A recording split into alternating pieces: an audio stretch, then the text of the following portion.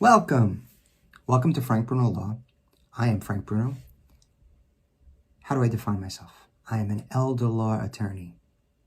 I'm a guardianship attorney. I'm a senior attorney.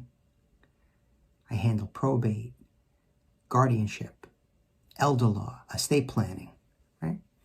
I'm concentrated in that area. What else do I do? Well, I remain a servant of the court, and I get court appointments in a few different aspects of guardianship. I get court appointments from the surrogates court. And then I get some appointments, and I've had appointments for a number of years in the Supreme Court. What's an appointment? Well, a judge is involved in a case. He or she identifies that there's a need. So there's a child that needs a lawyer. There's an unrepresented party that needs a lawyer. There are unknown relatives that need to have their interests represented. Well, when a judge is confronted with that, the judge can look to a list of attorneys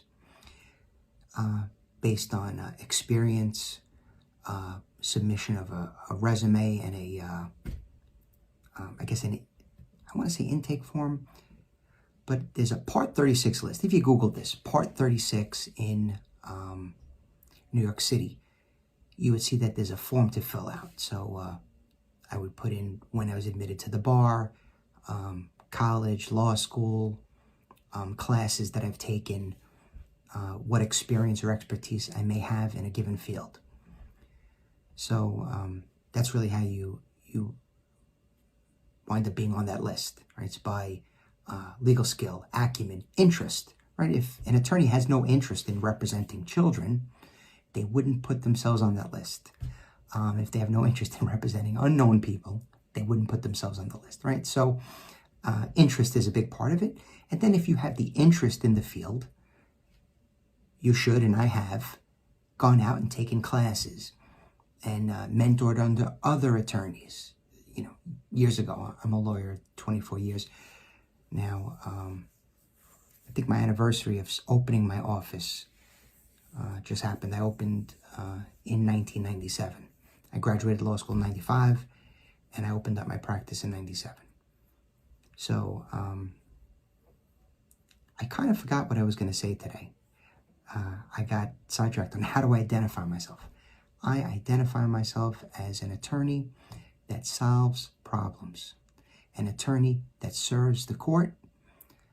A lot of what I do involves litigation, because if you can't resolve matters, you need to be able to go to court, right? So I always try and settle, always.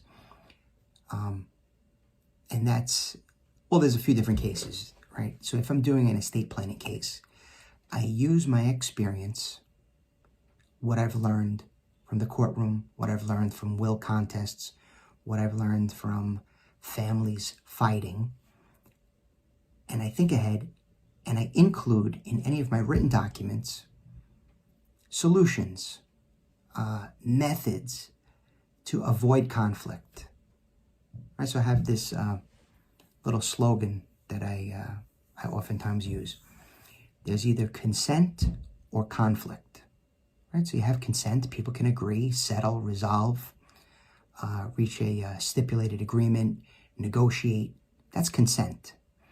Because when you have an agreement, you have to consent to it. You have to sign. You have to give an affirmative answer, right? Yes, I agree. That's consent.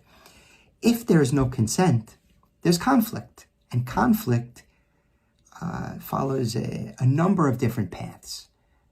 Outright disagreement, the position not to sign at all, position to ignore the offer presented, or even challenge the offer in court.